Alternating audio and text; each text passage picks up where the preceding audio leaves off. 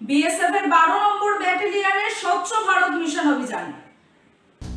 BSF এর 12 নম্বর battalion Manasa মাতা বিওপির উদ্যোগে ঋষিপুর প্রাইমারি হেলথ সেন্টার সুস্বাস্থ্য কেন্দ্রে স্বচ্ছ ভারত মিশন অভিযান কর্মসূচি পালন করলেন ঋষিপুর গ্রাম পঞ্চায়েতের প্রধান সহ সমস্ত সদস্য ও সাধারণ মানুষদের নিয়ে।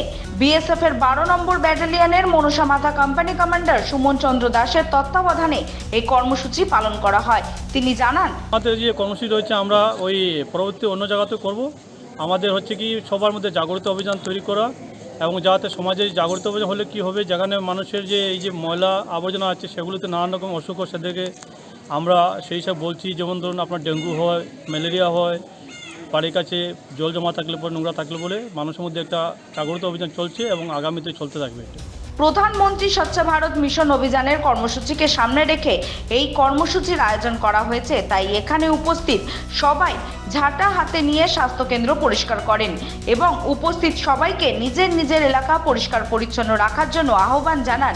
এই কর্মসূচিতে উপস্থিত ছিলেন 12 নম্বর ব্যাটালিয়নের company commander Suman Chandra Das, BSF এর Rishipur BOP sub inspector Ashok Kumar, Rishipur গ্রাম পঞ্চায়েত প্রধান শান্তি শিকদার, বিরোধী দলনেতা গোবিন্দ চৌধুরী, বিশিষ্ট সমাজসেবী সজল শিকদার, গ্রাম পঞ্চায়েতের সদস্য, এলাকাবাসী সহ অন্যান্য বিএসএফ এর জওয়ানরা।